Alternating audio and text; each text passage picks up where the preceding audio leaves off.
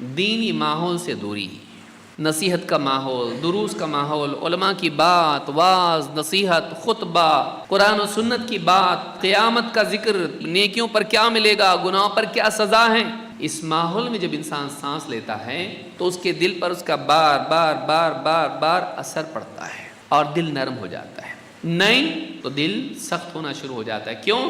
دنیا دنیا، پیسہ پیسہ، سب پیسے کے پیاسے ہیں، کوئی رشتہ داری کچھ بھی نہیں ہے، پیسہ ہے تو سب کچھ ہے، دنیا ہی اصل ہے، جمع کرو پیسہ، انجوائے کرو، ذہن میں صرف یہی باتیں آتی ہیں، اس سے دل سخت ہو جاتا ہے۔ آپ مٹی پر بھی پانی نہیں ڈالو گے تو پتھر جیسی ہو جاتی ہے۔ واعظ و نصیحت کے دینی ماحول سے دور جب انسان ہو جاتا ہے تو اس کا دل سخت ہو جاتا ہے۔ اللہ تعالیٰ فرماتا ہے أَلَمْ يَأْنِ لِلَّذِينَ آمَنُوا أَن تَخْشَعَ قُلُوبُهُمْ لِذِكْرِ اللَّهِ وَمَا نَزَلَ مِنَ الْحَقِّ، کیا اب بھی ایمان والوں کے لیے وقت نہیں آیا کہ ان کے دل اللہ کی یاد کے لیے اور اللہ کی طرف سے نازل ہونے والے حق کے لیے ان کے دلوں میں جھکاؤ پیدا ہو جائے؟ ابھی بھی وقت نہیں آیا، ابھی بھی تمہارے دل اکڑ کے بالکل سخت ہیں۔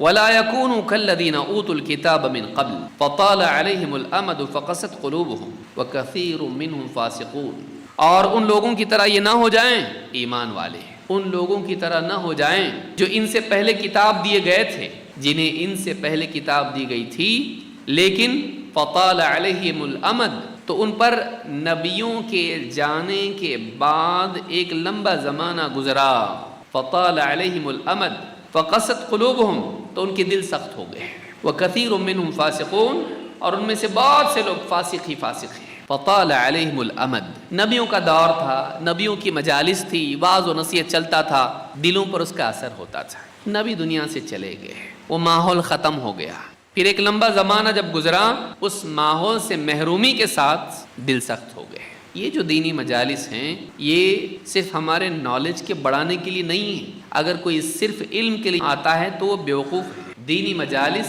صرف علم کے لیے نہیں ہے، دینی مجالس اپنے ایمان کی تازگی کے لیے، اپنے ایمان کی تجدید کے لیے ہے۔ دینی مجالس میں ہم کیوں آئیں؟ اپنے ایمان کو تازہ کرنے کے لیے۔ وَإِذَا تُلِيَتْ عَلَيْهِمْ آيَاتُهُ زَادَتْهُمْ ایمانا، اللہ کے نیک بندے کون ہیں کہ اللہ کی آیتیں جب ان کے سامنے پڑھی جاتی ہیں تو ایمان میں بڑھ جاتے ہیں، صرف علم میں نہیں، علم میں تو بڑھتے ہی ہیں لیکن اس علم کے ذریعے سے وہ ایمان میں بڑھتے ہیں۔ اصل اضافہ جو مطلوب ہے وہ علم کا نہیں ہے، علم کے بعد ایمان ضروری ہے۔ خالی علم بڑھ کے کریں گے کیا اگر ایمان نہیں بڑھا؟ سب معلوم پڑا نہیں مانتا، کیا فائدہ؟ ابو جہل کو معلوم نہیں تھا توحید کیا ہے؟ معلوم ہونا نجات کے لیے کافی ہے؟ نہیں، معلوم ہونے کے بعد دل میں اس کا یقین، اس کو قبول اور زندگی میں اس کا نفاذ ہونا چاہیے۔ تو دینی مجالس سے دوری ہونے کی وجہ سے ان کے دل کمزور ہو گئے، ایمان کمزور ہو گیا اور دل سخت ہو گئے۔ نتیجہ کیا ہوا؟ وَكَثِيرٌ مِّنْهُمْ فَاسِقُونَ، ان میں سے بہت سارے فاسق ہو گئے، گنہگار۔ دلوں کی سختی کی بڑی وجہ یہ ہے کہ انسان دینی ماحول سے دور ہو جاتا ہے، یہ پہلی وجہ ہے۔ دوسری وجہ، ہمیشہ کھیل کود میں لگے رہنا، انجوائمنٹ میں، پب جی کھیل رہا ہے، ٹہل رہا ہے، گھوم پھر رہا ہے، پکنک پہ جا رہا ہے، انجوائے کر رہا ہے، ہنسی مذاق، خوش خوش خوش خوش، ہر چیز ایسی جو انجوائمنٹ والی۔ زندگی میں کوئی سیریس پرپز نہیں ہے، ایک سنجیدہ مقصد زندگی کا نہیں ہے، اس کو آخرت کی فکر نہیں ہے، بس وہ دنیا کی موج مستی میں ہے، ہنسی مذاق میں ہے، وہ بس انجوائمنٹ چاہتا ہے۔ یہ میری زندگی ہے، اس کو انجوائے کرو، انجوائمنٹ، اسی میں لگا رہتا ہے، بناؤ سنگھار میں، گھومنے پھرنے میں اور موج مستی میں، کھیل کود میں، اسی میں لگا رہتا ہے۔ ایسا آدمی اس کا دل سخت ہو جاتا ہے۔ اللہ کے نبی صلی اللہ علیہ وسلم فرماتے ہیں لا تکثروا الضحک، ہنسی کی کثرت مت کرو، ہمیشہ ہنسنے کھیلنے میں مت رہو، خوب مت ہنسو، زیادہ مت ہنسو۔